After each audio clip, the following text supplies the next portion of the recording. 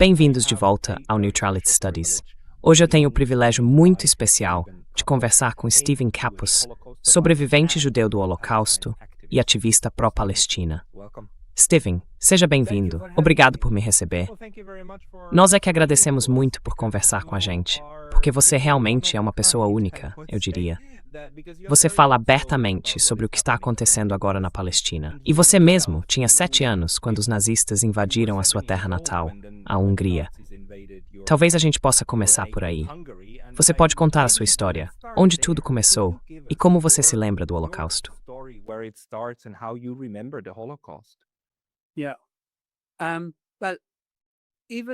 Sim, mas mesmo antes do Holocausto chegar à minha cidade natal, Budapeste, a guerra já tinha nos afetado de certa forma, com os bombardeios. A gente era bombardeado sem distinção, não por sermos judeus, mas simplesmente porque eram ataques aéreos dos aliados, que aconteciam com frequência. Nós morávamos num prédio de apartamentos, um edifício relativamente moderno, bem no centro de Budapeste, e ele tinha um abrigo antiaéreo projetado para ser bem seguro. Os prédios construídos no começo dos anos 40 tinham essa exigência. Eu me lembro de ter que descer até lá, e meu pai tinha uma rotina. Ele embrulhava as duas crianças, eu com 7 anos e minha irmã, que era 5 anos mais nova, com 2 anos de idade.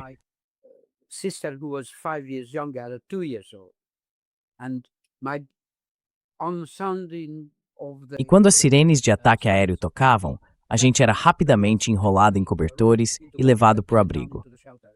Lá dentro, eu me lembro de ouvir os canhões antiaéreos, chamados de Bofors. Acho que eram fabricados na Suécia, na verdade. E quando o ataque terminava e as sirenes anunciavam o fim, as crianças saíam para a rua, eu junto, para catar estilhaços. Era quase um jogo competitivo. Cada um fazia sua coleção de pedaços de metal e quem tivesse o maior era meio que o vencedor.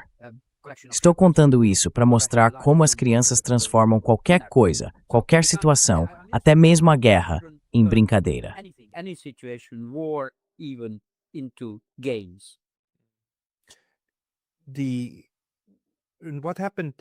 O que aconteceu então? Quero dizer, em 1944, com a invasão, os alemães chegando, e depois o envio dos judeus para os campos de concentração. Como você sobreviveu?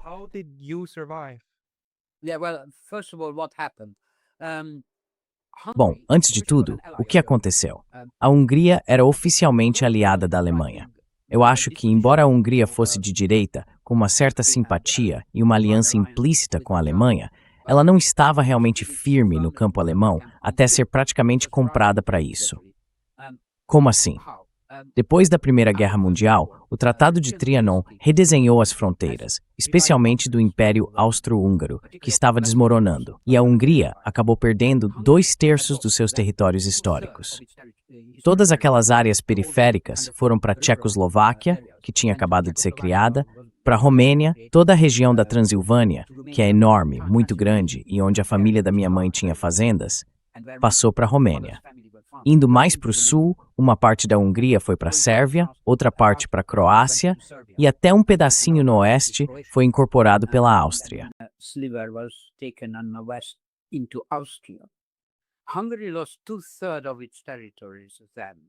A Hungria perdeu 2/3 do seu território naquela época, e isso virou uma causa nacionalista: restaurar o que foi perdido. A classe dirigente húngara, aliás, nunca aceitou aquilo como uma situação definitiva.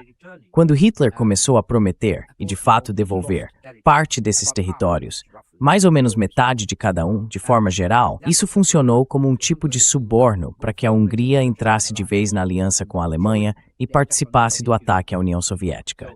Então, oficialmente, a Hungria era aliada da Alemanha. O governante húngaro, desde 1920, era o almirante Horthy, que governava como regente. Ele não podia fundar uma dinastia porque não era católico romano, que era a religião oficial do Estado. Por isso deram a ele o título de regente, mas na prática, ele era um governante autocrático. Exercia o poder de forma um pouco distante, mas no fim das contas, as decisões mais importantes sempre acabavam nas mãos dele.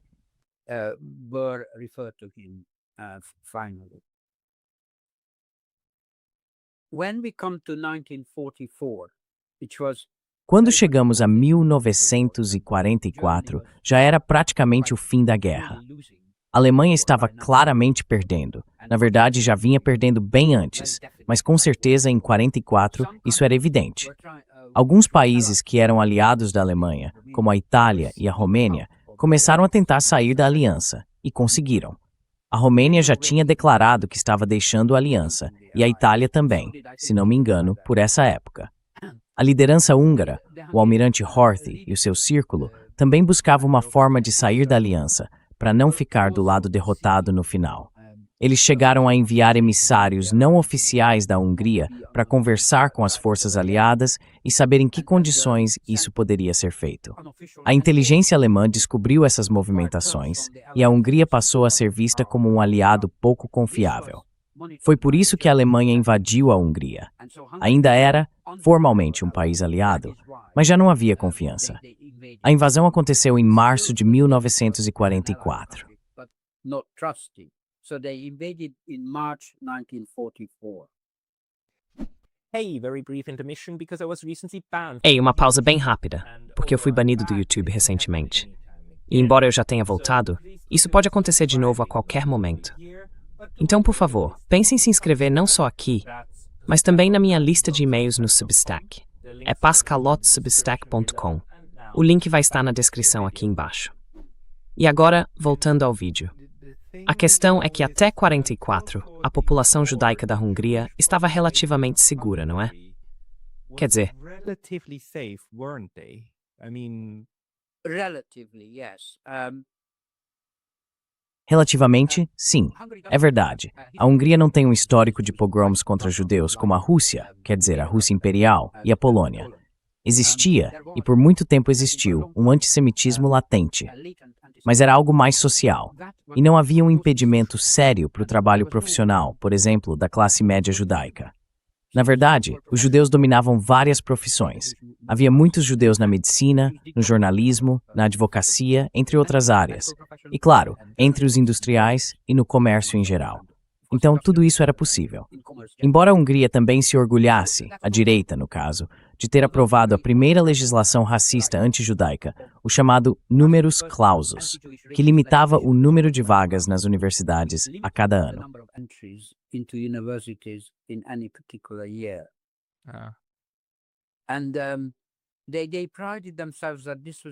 E eles se orgulhavam disso, dizendo que foi nos anos 20 antes de Mussolini. Foi a primeira legislação contra os judeus. Mas, por exemplo, meu pai era médico, e durante a formação dele, em um dos anos, ele não passou no teste do Numerus Clausus. Ele era considerado excedente.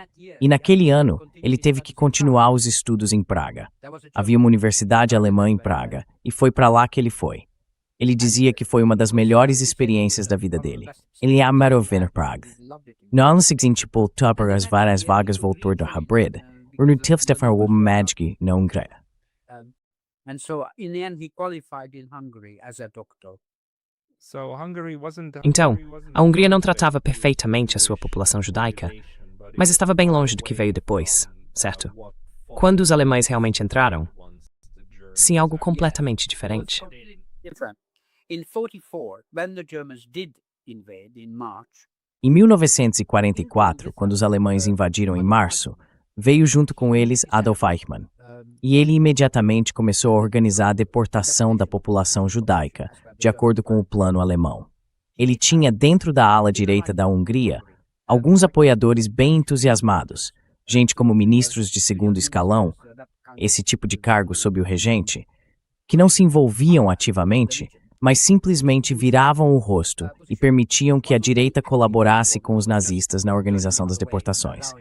Eles começaram pelo interior do país, chegaram em março, e por volta do verão, mais ou menos em junho e julho de 1944, já tinham deportado 400 mil judeus húngaros do interior diretamente para Auschwitz. Foi até construída uma plataforma especial para receber os judeus húngaros. was built to receive the Hungarian Jews. It was the quickest deportation, and Foi a deportação mais rápida, e a grande maioria deles foi levada direto para as câmaras de gás. Algumas pessoas sobreviveram por um tempo porque foram colocadas para trabalhar. Agora, do lado da minha mãe, a família trabalhava com agricultura. Eles tinham uma propriedade de tamanho razoável, na Transilvânia rural, não muito longe da cidade que hoje se chama Cluj-Napoca, e que em húngaro, na época, era chamada Kolozsvár. Eles moravam numa vila chamada Zombor, a mais ou menos 1 hora, ou até menos, de carro de Cluj. Essa parte da família, porque cerca de metade da Transilvânia tinha sido reincorporada à Hungria, vinda da Romênia.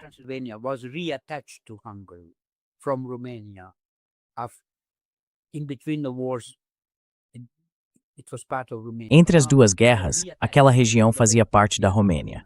Mas depois, pelo Acordo de Viena, foi anexada novamente à Hungria. E imediatamente, os judeus daquela parte da Transilvânia passaram a correr muito mais perigo, porque os romenos eram bem mais tolerantes e protetores, até mesmo com a população judaica em comparação com os húngaros. O rei da Romênia, por exemplo, não permitiu a deportação dos judeus romenos. Já o almirante Horthy, como eu disse, meio que virou o rosto. Não participou ativamente, mas deixou que seus subordinados cooperassem com os nazistas nas deportações. E assim, toda a minha família romena da Transilvânia acabou sendo deportada bem rápido. Você nunca mais os viu? Com uma exceção. Havia uma prima que na época era adolescente. Na verdade, ela e 2 irmãs, e todas eram adolescentes bem fortes. They were all kind of fairly strong teenagers. And in the selection on arrival to Auschwitz. E na seleção, quando chegaram a Auschwitz, eles foram poupados e colocados para trabalhar. Trabalharam num dos armazéns, separando roupas que tinham sido deixadas para trás nas câmaras de gás, onde as pessoas eram enganadas, achando que iam passar por um processo de desinfecção, tomar banho e coisas assim. Então, elas deixavam todas as roupas e sapatos num ponto, acreditando que iam pegá-los de volta depois, o que, claro, nunca aconteceu. E essas pessoas foram colocadas para trabalhar nesses armazéns, separando esses itens, porque a Alemanha queria aproveitar, já era um inverno rigoroso naquela época, queria aproveitar as roupas quentes, tanto para a população civil quanto para o exército. E um dia, essa prima, o nome dela era Judy, estava separando as roupas dos próprios pais. Was sorting her parents' clothes, Ah, não. which must have been a tremendous trauma. Deve ter sido um trauma imenso. As 3 meninas sobreviveram a Auschwitz, mas no caminho de volta ficaram num albergue temporário. E houve um incêndio. Nunca se confirmou se foi um incêndio criminoso, se alguém colocou fogo de propósito, porque havia refugiados hospedados ali. Mas das 3 irmãs, só uma sobreviveu. Ela estava em outro andar e conseguiu pular, as outras não. Então, em resposta à sua pergunta, houve apenas uma sobrevivente que voltou. Daquele grupo específico, só ela. Houve também uma grupo que vinha do sul da Hungria, outro Hamedrimol. Based in the south of Hungary and a different branch of the Kremlin. E você e seus pais? Como foi que isso aconteceu em Budapeste? Well, we had different phases. Bom, a gente passou por fases bem diferentes, na verdade. No começo, nos primeiros meses da ocupação alemã, digamos assim, quando havia soldados alemães pela cidade, eles não agiam de forma especialmente hostil, porque oficialmente estavam num país aliado. E houve esse período em que ainda não tínhamos sanções muito pesadas contra nós. E eu, como um garoto, era completamente fascinado por tudo que tinha a ver com guerra. Todos os meus brinquedos eram tanques, canhões de brinquedo, soldadinhos, essas coisas. Eu era muito ligado ao mundo militar. Eu cumprimentava todos os soldados que encontrava na rua e eles respondiam o cumprimento, sorriam e tudo mais. And they would salute back and smile and so on. And including German soldiers. And in fact, Inclusive de soldados alemães. E, na verdade, me contaram que um oficial alemão disse, lembra, eu era naquela época um garoto loiro, e ele comentou, que pena que esse menino não é alemão. Então, essa foi a primeira fase. Depois veio uma série de leis restritivas. Eichmann estava instalado nas colinas de Buda, numa casa grande, e organizou as restrições graduais, em conluio com a direita húngara. Mas naquele momento, o partido de extrema-direita, o chamado Partido da Cruz Flechada, que era um grupo fascista ultradireitista, ainda não estava no poder. Eles tinham influência, mas não governavam. De qualquer forma, várias leis restritivas foram aprovadas rapidamente. restrictive legislations came rapidly. Things like, Coisas como, por exemplo, a quantidade de terra que um judeu podia possuir. Então, a família da Transilvânia, quando essa regra entrou em vigor, teve que dividir as propriedades da família em partes individuais para cumprir essa exigência específica. Há registros disso no cartório de terras, que a gente descobriu depois. E também foi quando tivemos que começar a usar a estrela amarela. Aí percebemos que um perigo sério estava se aproximando. Para tentar escapar de algumas dessas leis que restringiam todo tipo de coisa. O que você podia ter, sabe? Nada de rádio, acho que nem bicicleta. Mais tarde, os judeus não podiam mais usar trens nem bicicletas. Era esse tipo de legislação humilhante e restritiva. this kind of humiliating, restrictive legislation. But around that time, a large number of Jews, including Mas por volta dessa época, um grande número de judeus, incluindo a minha família, tentou escapar de algumas dessas leis adotando a religião cristã, se convertendo. E a minha família, especialmente os da Transilvânia, tinha ligações com a Igreja Calvinista, chamada Igreja Reformada da Hungria.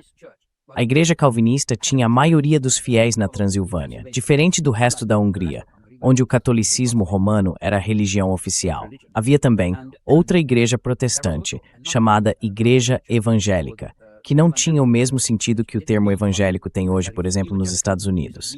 Era só um nome. Eles eram luteranos, ao contrário da Igreja Reformada, que era calvinista.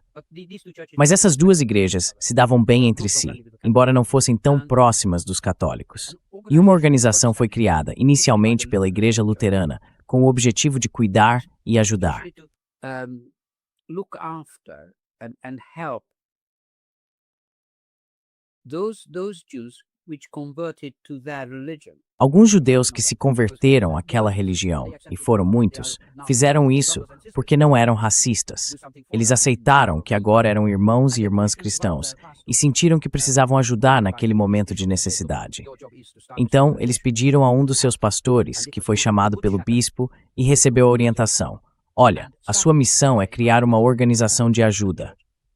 Essa organização foi chamada de Grupo do Bom Pastor, ou Organização do Bom Pastor. Ela foi criada, como eu disse, pela Igreja Luterana Protestante, e especialmente por esse pastor, o pastor Gabor Stelo. No começo, ele tentava montar casas, organizavam identidades falsas para crianças judias, principalmente, e também para algumas mães, que participavam da organização como enfermeiras. A iniciativa teve um forte apoio da Cruz Vermelha Suíça. Swiss Red Cross. They had a very brave envoy. Eles tinham um enviado muito corajoso representando o grupo, que organizou ajuda e apoio com a Cruz Vermelha Suíça. E essas casas eram apresentadas como se fossem, embora não houvesse nenhum documento comprovando, propriedades protegidas pela Suíça.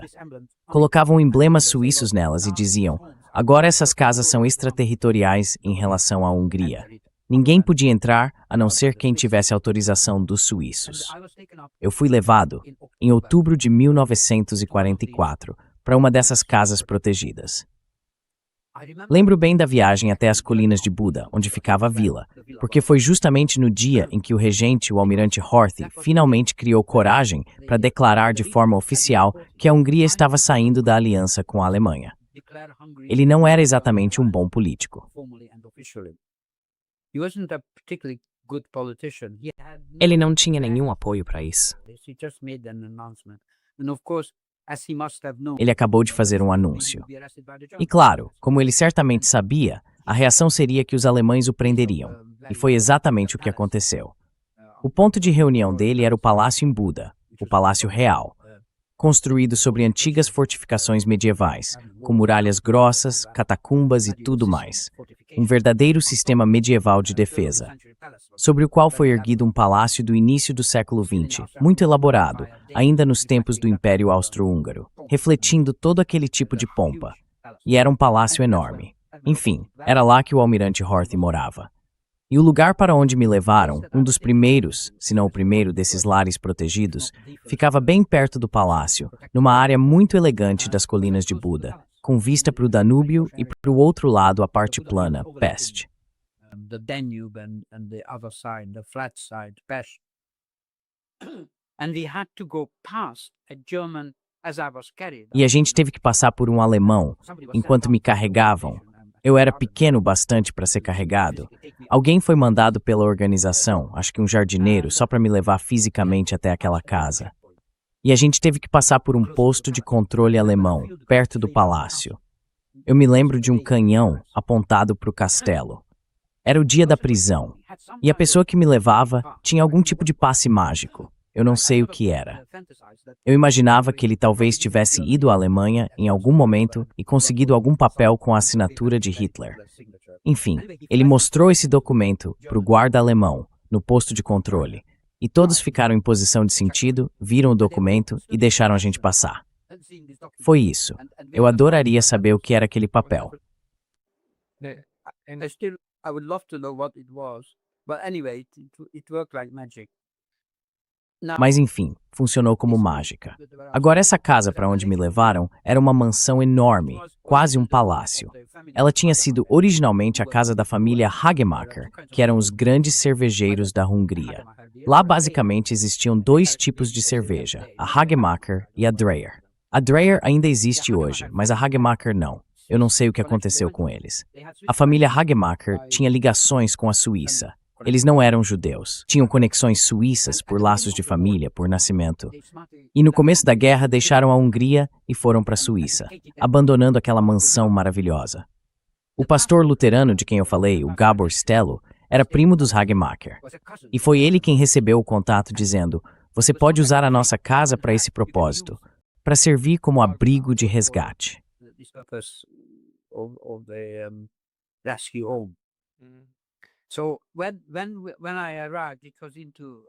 Quando eu cheguei, no começo era um lugar bem luxuoso, quase um palácio.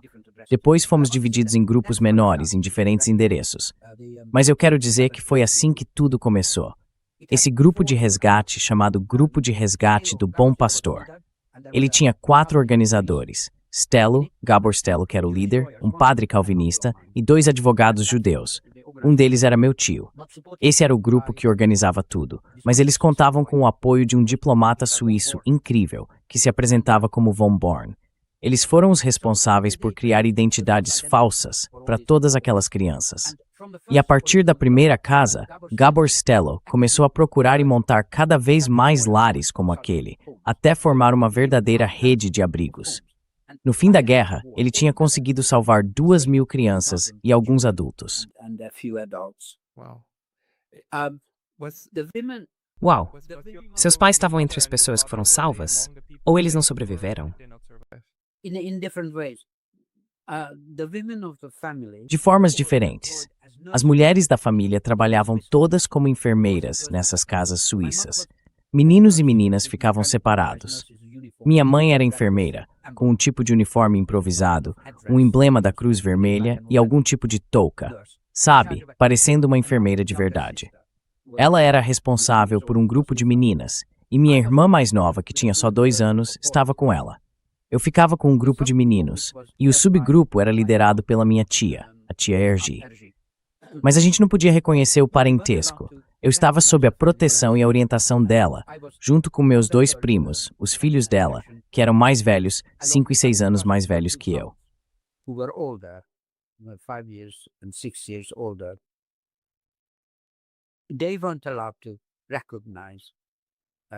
Eles também não podiam reconhecer minha tia como mãe deles. E aí, todos nós estávamos com documentos falsos. A história era que éramos refugiados, fugindo dos russos que vinham do leste. Alguns como órfãos de guerra, outros como se tivessem perdido contato com os pais. Meu pai nessa época estava na Bélgica. E essa é outra história bem complicada, porque ele fazia parte do projeto Kastner. Você já ouviu falar de Rudolf Kastner?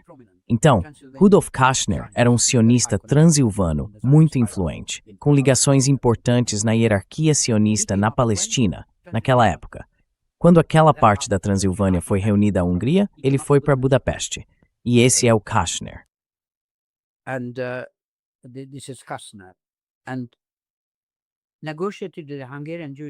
E negociou com a liderança judaica húngara para que ele tivesse o direito de negociar com os nazistas. Ele tomou uma iniciativa e acabou chegando a um acordo com a própria SS, sobre salvar um certo número de judeus, em sua maioria da Transilvânia, e em geral de classe média ou alta, em troca da entrega de determinados bens e caminhões via Suíça aos alemães. Em contrapartida, havia a condição de que esses caminhões seriam usados apenas na frente oriental. E, segundo o acordo, que envolveu o próprio Himmler, os nazistas permitiriam a passagem de, no fim das contas, 1.600 judeus para a Suíça, passando por Belsen. Eu não sei por que por Belsen, mas foi assim. Então eles seriam transportados até Belsen. So they would be transported to Belsen. They're kept separately and then transferred from Belsen. Eles foram mantidos separados e depois transferidos de Belsen para a Suíça. E o primeiro transporte desse tipo, com mais ou menos 1.600 pessoas, foi dividido lá na Bélgica. Uma parte foi imediatamente levada para a Suíça e a outra ficou esperando até o Natal para ser transferida. Meu pai estava em outro transporte, organizado por Kastner, que veio depois desse, e foi uma entrada voluntária nesse acordo. Dá para imaginar os nazistas alemães, a SS, indo até a Bélgica e dizendo que você seria levado para a Suíça. Eu fico pensando como e por que as pessoas conseguiam confiar nos alemães num acordo tão perigoso assim. Mas confiaram, porque a alternativa era ainda pior.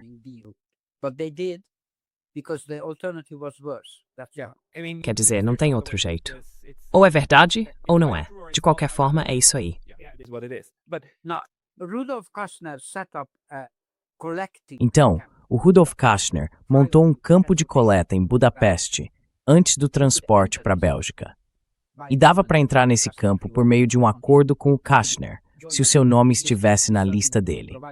Você podia entrar nessa lista com algumas condições, tipo ter uma ligação com a Transilvânia ou algum outro motivo, e a minha família tinha essa ligação. Então, toda a família se mudou para esse campo em Budapeste, que ficava dentro de uma grande instituição para cegos, ou algo assim, no terreno dela.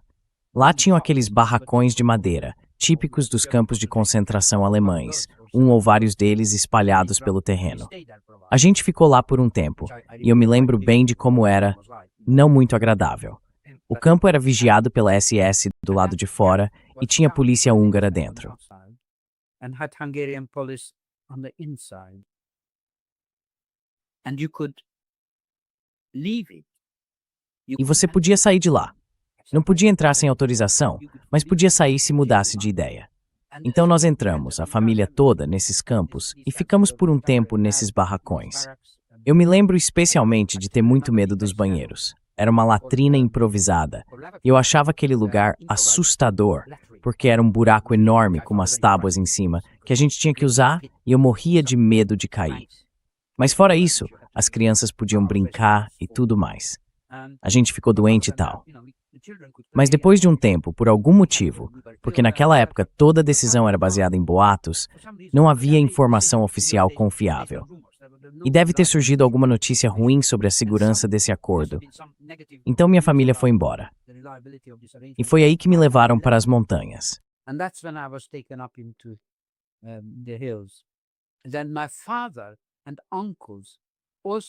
Depois meu pai e meus tios também foram embora, mas voltaram mais tarde para esse campo. E eles foram de fato transportados no Natal de 44, ou mais ou menos nessa época, para a Alemanha, para a Bélgica. Infelizmente para eles, Hitler descobriu esse acordo. Foi algo que o Himmler tinha organizado pelas costas dele. E eu acho que Himmler e Kaltenbrunner foram os dois negociadores. O Himmler acabou sendo demitido pelo Hitler. Ele ficou furioso com esse arranjo e mandou parar tudo. Não houve mais nenhuma transferência para a Suíça. Mesmo assim, os alemães mantiveram uma espécie de respeito simbólico por terem feito o acordo. E deixaram esse grupo, incluindo meu pai, dentro do campo, mas com status de reféns, não de prisioneiros comuns. Isso significava que eles não receberam números tatuados, puderam ficar com as próprias roupas e tinham um certo grau de autogestão. Meu pai trabalhou como médico nesse campo, por exemplo. E eles conseguiram sobreviver nesse campo?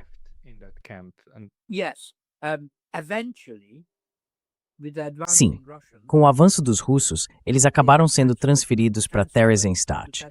Eu não sei se os privilégios relativos que tinham continuaram lá, Duvido muito. Mas Theresienstadt era um tipo de campo mais brando, se comparado aos outros, embora fosse uma espécie de sala de espera para Auschwitz. De tempos em tempos, mandavam pessoas para lá. Só que, como já era bem no fim da guerra, não houve tempo para isso. E foi por isso que meu pai acabou sendo libertado.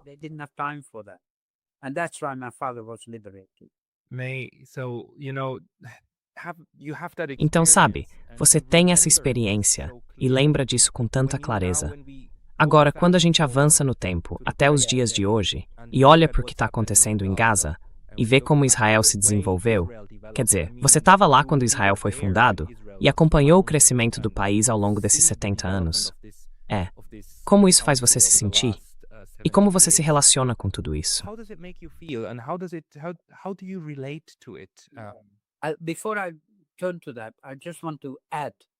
Antes de entrar nesse assunto, eu só quero acrescentar algo sobre aquele período. Não foi só a experiência de se esconder e o perigo de ser descoberto. Infelizmente, o lugar onde estávamos, bem perto do Castelo Real naquela região, acabou sendo o ponto final da batalha entre os alemães e o Exército Vermelho Soviético que invadia. Era o epicentro dos combates em Budapeste. A linha de frente passou por nós e tivemos que nos mudar várias vezes, sempre para lugares incertos e perigosos. Eu menciono isso porque essas duas coisas sobrepostas formam um pano de fundo muito importante para entender e sentir empatia pela experiência em Gaza. Nós vivemos combates, destruição total ao nosso redor e deslocamentos repetidos. Então, mais tarde, quando vi as imagens de Gaza nas telas, aquilo de certa forma ressoou com o que eu tinha vivido. Era o perigo somado à guerra. E foi muito difícil para a gente sobreviver àquilo. It was us to us fighting. And is it can you E você consegue se identificar com os sionistas que dizem que a experiência do Holocausto é a razão pela qual a violência está acontecendo hoje? Sabe que Israel precisa ser um lugar para os judeus, um país dos judeus, onde eles possam estar seguros para sempre desse tipo de perseguição. E que dentro dessa ideia, a população palestina acaba sendo vista como um problema. Como você enxerga isso? How do you view that? Well, again, just to start with a bit of background. Bom, para começar, com um pouco de contexto. Na época do Império Austro-Húngaro, a situação dos judeus na Hungria era diferente da de outros países do leste europeu. Isso porque, como política oficial, os Habsburgos e as classes dominantes perceberam a utilidade da população judaica instruída no processo de transição do feudalismo para o capitalismo. Por isso, adotaram uma política de integração. Um bom exemplo disso foi o incentivo e até a iniciativa de que os judeus mudassem seus nomes, trocando nomes claramente judaicos por nomes que soassem mais locais. A ideia era que no dia a dia eles não fossem facilmente identificados, nem sofressem preconceito. Essa era, de fato, a política oficial. So that was official policy. And by and large, the De modo geral, a população judaica mais instruída, especialmente a de classe média, abraçou completamente essa ideia. Todos eram integracionistas, e na verdade, em sua maioria, aqueles que tinham alguma habilidade acabaram construindo boas carreiras em suas profissões. Meu pai começou como clínico geral e depois se formou como psicanalista. Em 1944, ele já era psicanalista. Por causa disso, a influência dos sionistas era muito pequena. Havia apenas um grupinho de sionistas na Hungria, e eles eram vistos pela comunidade judaica que eu conhecia, e pelos judeus instruídos em geral, como excêntricos e extremistas. Pessoas que não deviam ser levadas a sério, nem com quem se devia ter qualquer envolvimento. E isso é bem diferente, por exemplo, da experiência da Polônia ou de outros lugares.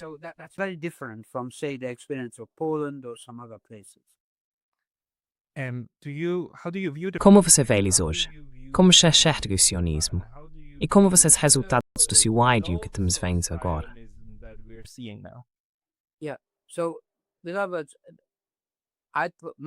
Então, em outras palavras, minha família não tinha nenhuma influência ou inclinação sionista. E eu também não via nada disso por perto, lá na Hungria. Agora, eu fui entender o que era o sionismo quando visitei uma parte da minha família que depois da Segunda Guerra Mundial, quando a Transilvânia foi reincorporada à Romênia, de repente passou a fazer parte da Romênia de novo. E com o tempo, sob o regime comunista romeno, eles foram, entre aspas, vendidos para Israel. O único jeito de sair do país era por meio de um acordo com as autoridades israelenses, indo para Israel. E Israel pagava uma quantia, não sei quantos milhares de dólares, por pessoa, pelos judeus autorizados a sair. E aí uma boa parte da minha família, os transilvanos que naquela época viviam em parte na Transilvânia e em parte em Bucareste, acabou indo para Israel, para Haifa.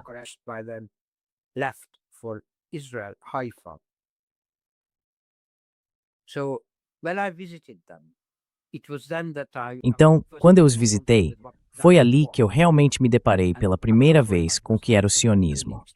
E eu fiquei horrorizado, porque era claramente uma estrutura extremamente racista. Quero mencionar um exemplo específico de uma experiência que tive. Eu fazia parte de um pequeno grupo organizado como um tipo de excursão turística para visitar Jerusalém saindo de Haifa. Nesse grupo, montado só para essa visita, havia alguns judeus dos Estados Unidos, de meia idade para mais velhos. Lembro de uma senhora em especial, já idosa.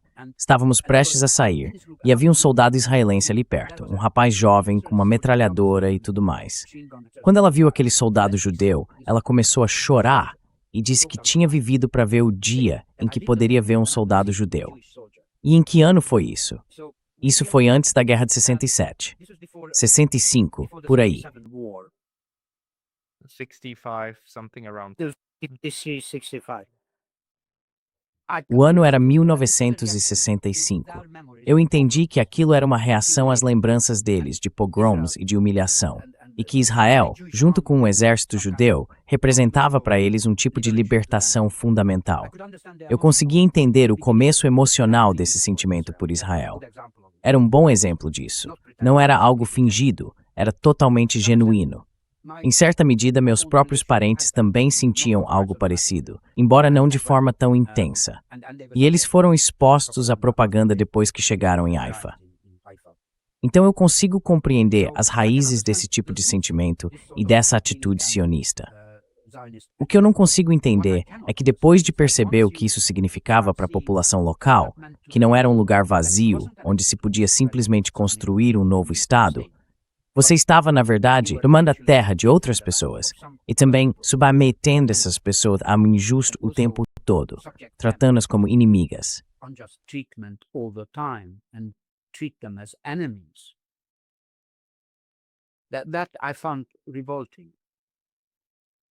Achei isso revoltante. E, infelizmente, percebi que membros da minha família, quase sem exceção, se tornaram racistas dessa forma. Eles falavam dos palestinos, chamavam de árabes, como se fossem uma espécie inferior, que precisava ser mantida sob controle. Eles acreditavam, acho eu, em medos criados artificialmente, de que os palestinos, se não fossem mantidos à força, iriam empurrar os judeus para o mar. Muitas vezes tinham essa imagem na cabeça, de que, se não fossem vigilantes e violentos, isso aconteceria com eles. E isso era resultado de uma propaganda constante. Foi trágico. Até a prima que, como eu contei, estava separando as roupas dos pais e acabou sobrevivendo e voltando, era tão racista quanto os outros. Achei isso realmente terrível.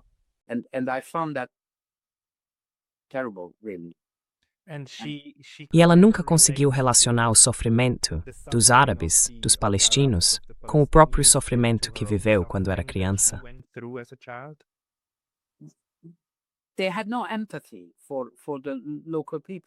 Eles não tinham empatia pelas pessoas locais. De alguma forma, acabaram acreditando nesse racismo terrível, que em alguns países era dirigido contra os judeus. A ideia de que não eram iguais, que não deviam ser levados a sério, que não tinham o mesmo valor. Hoje, na Hungria e na República Tcheca, o mesmo destino recai sobre a população cigana. Em certo sentido, eles se tornaram uma espécie de substitutos dos judeus, porque não são integrados. São vistos sem individualidade, não são tratados como pessoas, mas como um grupo que sempre se entrega à criminalidade e não trabalha. E existe na prática um apartheid contra eles.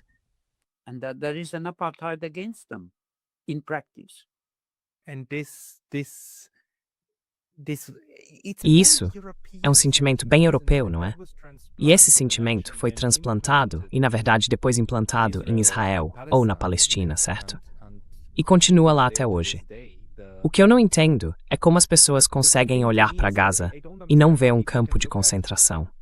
Quer dizer, ela claramente funciona como um campo de concentração, um campo de extermínio, a partir do momento em que começaram a bombardeá-la, com bombardeios em massa. Como você percebeu esses últimos anos desse novo genocídio que a gente viu? Isso despertou esses sentimentos em você? Yeah, yes, of course. Because of my wartime Sim, experience as well. claro que sim.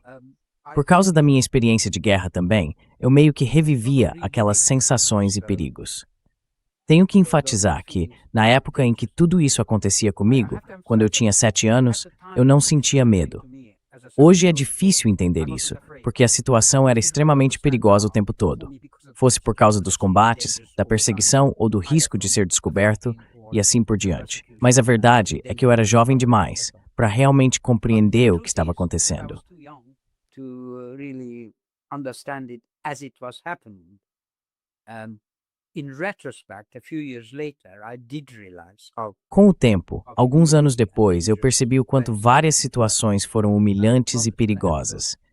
Teve um episódio em especial, perto do Natal, quando a gente ainda estava se escondendo, mas Budapeste já estava cercada pelas forças soviéticas, e a última batalha estava prestes a começar, justamente na época do Natal. Mesmo assim, o exército alemão ainda comemorava o Natal de um jeito muito formal, e eles nos convidaram para ser os convidados deles. E no grupo de amigos, garotos judeus escondidos.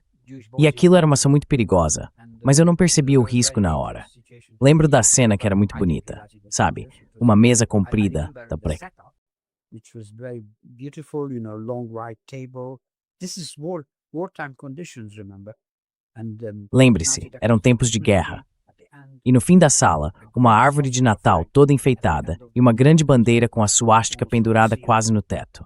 O clima era muito pesado, muito triste, porque estávamos sentados assim. Um soldado alemão, um menino judeu, um soldado alemão, um menino judeu. Eles não sabiam que vocês eram meninos judeus, certo? Claro que não. Foi por isso que fomos convidados. Mas havia o risco de sermos descobertos, e os adultos responsáveis sabiam bem disso. Se um menino judeu fosse levado ao banheiro por um soldado alemão e o soldado percebesse que o menino era circuncidado, isso revelaria tudo. E minha tia, que era responsável, estava muito, muito preocupada que algo assim pudesse acontecer. Mas não aconteceu. very, very worried that something like this would happen. It didn't happen. So Your life then there was Então, a sua vida era cheia desse tipo de experiência muito perigosa. E a gente só pode imaginar o quanto Gaza deve ser extremamente perigosa, né? E a vida dos palestinos em geral, também na Cisjordânia, certo? Vivendo sob repressão constante e com o risco permanente de serem mortos. Como você explica para si mesmo o fato de ter desenvolvido essa conexão tão clara com o sofrimento dessas pessoas, que estão separadas por 80 anos e por tanta distância geográfica, mas que vivem coisas tão parecidas, e que a sua prima não conseguiu, que ela claramente não fez essa conexão? Bom, a grande diferença está nas influências que cada um de nós teve. what influences we were under? The cousin I mentioned arrived in O primo de quem eu falei chegou a Israel, acho que no começo dos anos 50, vindo da Romênia. E logo caiu, pouco a pouco, sob a influência constante de uma propaganda nacionalista extrema. Uma propaganda que enfatizava o tempo todo o perigo, não dos palestinos, mas dos árabes, dizendo que todos eles queriam matar judeus e por aí vai. Quando você ouve isso o tempo todo, acaba sendo afetado. Ao mesmo tempo, eu tive influências completamente diferentes. Primeiro, meu pai era uma pessoa muito esclarecida, e como eu costumo dizer, além de ser um médico formado, ele também era psicanalista. Quando ele voltou da Bélgica, e aliás, desde o momento em que foi levado até o dia em que voltou, nós não tivemos nenhuma notícia dele, foi uma experiência angustiante. We had no news of him. That was an agonizing experience. But when he and my uncle. Mas quando ele e meus tios voltaram de Theresienstadt, não de Belsen, porque foram transferidos para Theresienstadt, eles acabaram voltando no verão de 1945. Todos se filiaram ao Partido Comunista, porque sentiam que os únicos que realmente resistiram na experiência deles foram os comunistas. E, aliás, o Partido Comunista era ilegal na Hungria. Houve um breve período de governo soviético húngaro, se quiser chamar assim, em 1920, muito inspirado no modelo da Revolução Russa. Foi um curto governo comunista e chegou a existir, por pouco tempo, até um exército vermelho húngaro, organizado para enfrentar os países vizinhos que estavam atacando. Mas eles não tiveram muita chance, e foi algo de vida bem curta. Durou no máximo uns 6 meses.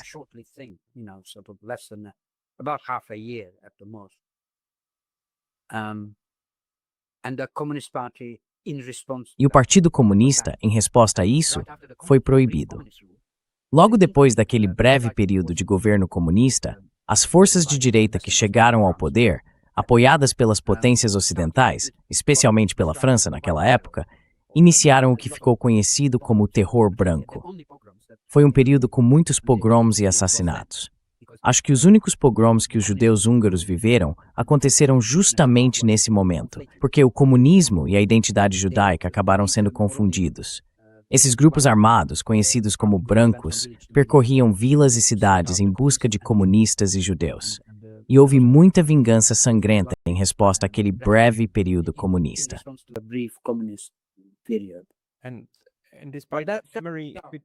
E apesar dessa lembrança, seu pai e seu tio se juntaram aos comunistas em 1945, porque era a resistência contra os fascistas.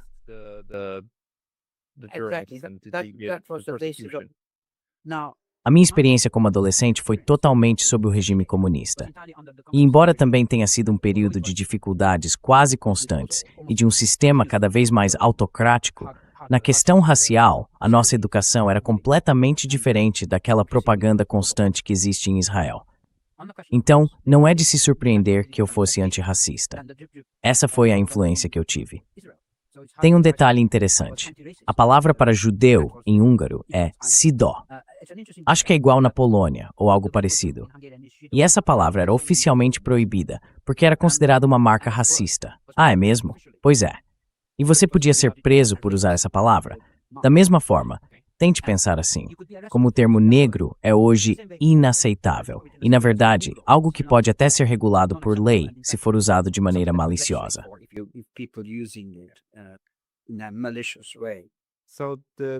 Então os comunistas tentaram, apesar de todos os seus defeitos, eliminar esse tipo de racismo entre as pessoas. Eles tentaram criar uma sociedade igualitária.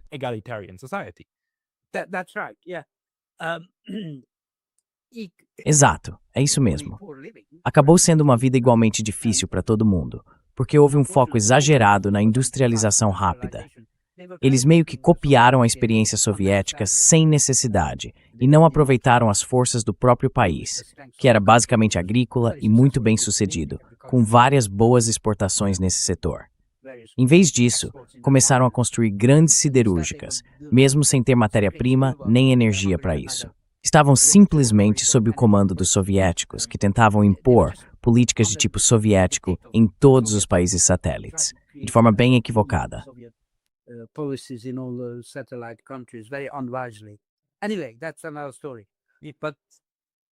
Enfim, isso já é outra história.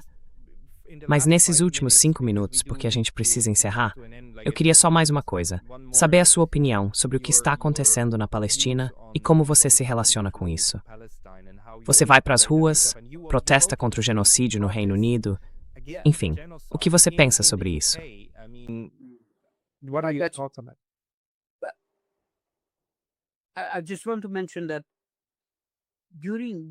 Eu só quero mencionar que durante a minha experiência no Holocausto e na guerra, eu percebia muito bem o tipo de dor invisível que existe nessas situações. Por exemplo, as realocações que algumas famílias simplesmente não conseguem fazer por causa de um membro com deficiência.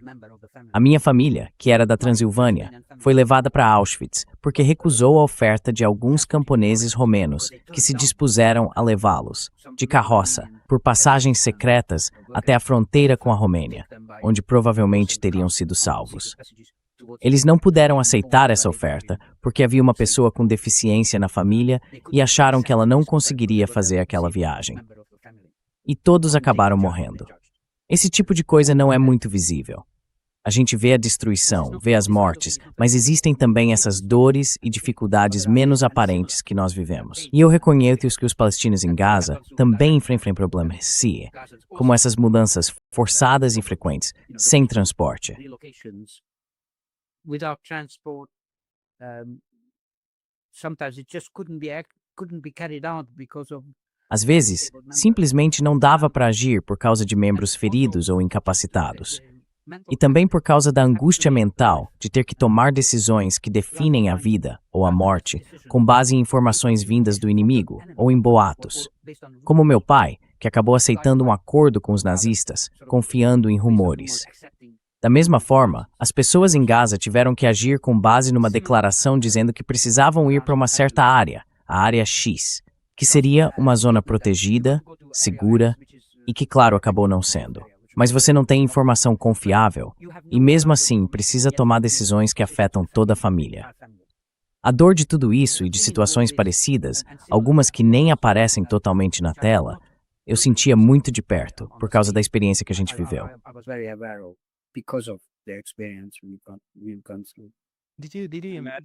Você imaginava que os governos europeus voltariam a apoiar algo assim? Olha, para mim é bem chocante. Eu confesso que não prestei atenção o suficiente, mas sinceramente, não achei que isso fosse acontecer de novo.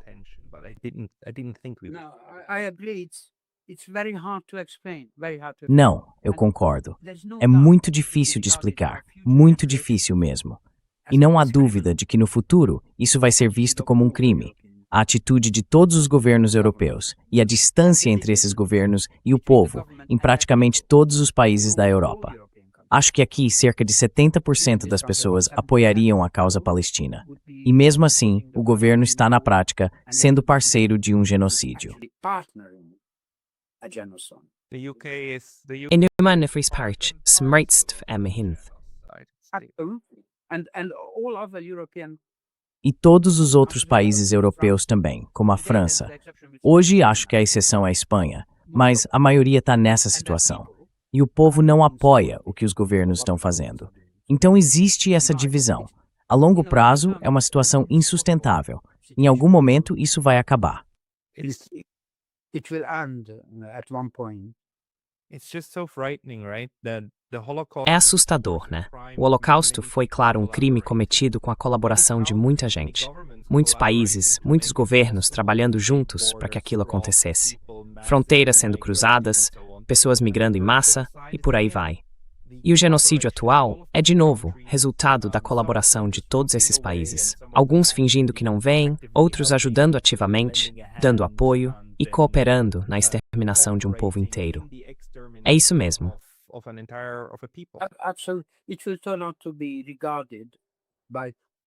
No futuro, um consenso vai acabar considerando isso um crime. E aqueles que hoje estão no poder e ainda puderem ser levados a julgamento, vão se ver diante de um tribunal tendo que defender o que vem fazendo.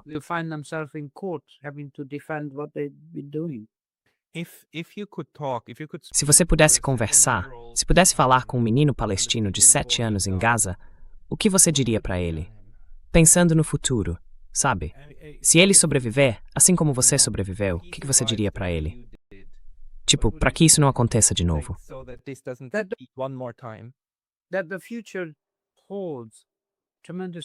O futuro ainda reserva uma quantidade enorme de mudanças fundamentais. E a gente precisa ter esperança de que algumas dessas mudanças venham numa boa direção. Quando eu penso no que vivi desde os meus 7 anos, um breve período de democracia, depois o regime comunista, depois a revolta em Budapeste, na Hungria, e então ser levado para um país e um ambiente totalmente diferentes, e mais tarde o ativismo, foram mudanças enormes o tempo todo. É claro que aos 7 anos, você não tem como prever isso. Mas ainda podem vir mudanças fundamentais, e a gente precisa fazer com que sejam mudanças positivas. E isso é possível. Positive changes. And it's possible. Very wise words. Fundamental change. Palavras muito sábias. Mudanças fundamentais vão acontecer. E cabe a nós fazer com que sejam boas mudanças. Exatamente. Obrigado. São palavras cheias de esperança. Stephen, para quem quiser ler mais sobre você ou acompanhar o que você faz, existe algum lugar onde você publica com frequência? I think a number of my earlier interviews, which Acho que várias das minhas entrevistas anteriores já tratam basicamente dos mesmos temas, talvez com um pouco mais de detalhe ou com alguns aspectos um pouco diferentes. Tem entrevistas disponíveis no Instagram e no YouTube. Eu dei uma entrevista bem extensa para o Double Down News. Também conversei com o Owen Jones, que pode ser interessante, entre outras. might be of interest, and so on. Vou tentar encontrá-los e colocar os links na descrição deste vídeo. E claro, vou te enviar uma cópia assim que ele for publicado. Obrigado. Stephen Kappus. Muito obrigado pelo seu tempo hoje. Obrigado por me receber.